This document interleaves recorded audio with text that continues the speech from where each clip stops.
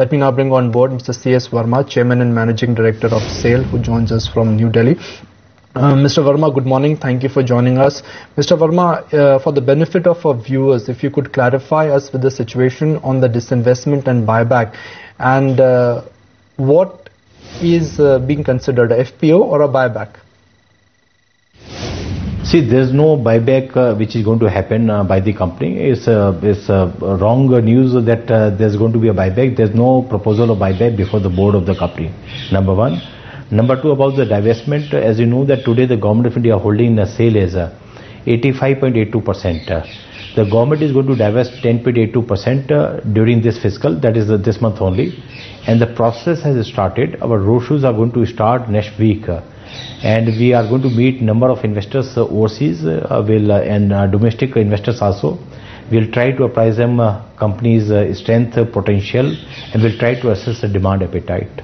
So, Mr. Verma, by when can we expect the divestment to happen, and any guidance in terms of the discount that may be offered to investors? See, that the process has already started and process will be completed during this month itself. That means before the end of the current month, before the end of the current fiscal, the process will be complete. This is what the indications are as of now, number one. Number two, about the discount, price level and all. As I told you that, see, pricing is a very dynamic situation. Prices keep on changing and all. We cannot say that whether it's going to be the price level next week or 10 days or 2 weeks or 3 weeks time. And as it is, the pricing level decision will be taken by the GOM. It is a divestment of the government equity, not by the SAIL.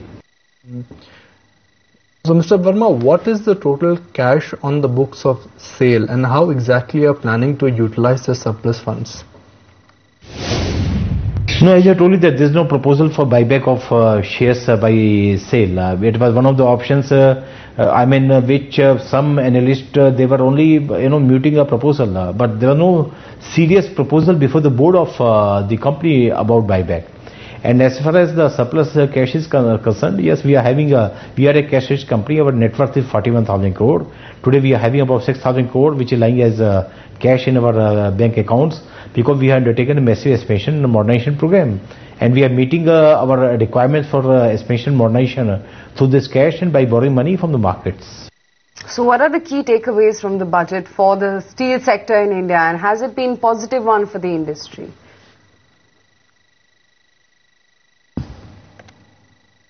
See, the budget is very growth oriented. This will spur the steel demand in the country.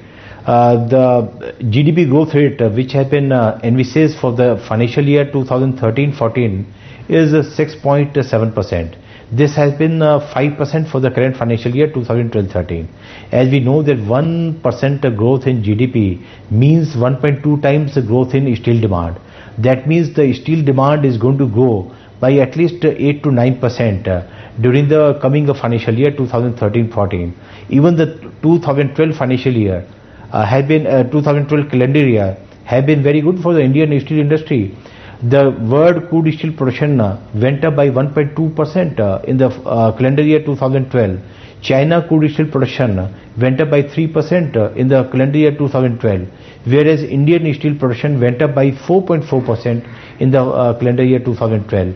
And now with the 6.7% GDP growth in the financial year 2013-14, there will be steel growth to the extent of at least 8 to 9%. This is a very positive sign for the growth of the Indian steel industry. Mr. Verma, has SAIL also increased prices of steel in sync with other peers? Some steel companies have already increased prices by about 1,000 rupees per ton. Yes, we also increased the prices of our steel products by about 500 rupees per ton from the beginning of the current month.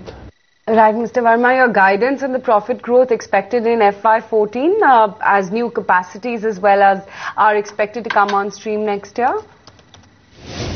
See, I can only say that number of facilities are going to be commissioned in the coming months. Some of the facilities we have commissioned, but we are yet to reap the benefits, and the benefits will be reaped by the company in the coming financial year 13-14. Number of other facilities will also be started. In fact, our large size blast furnace of 3.5 million ton capacity in Rourkela will be commissioned next 1 month time.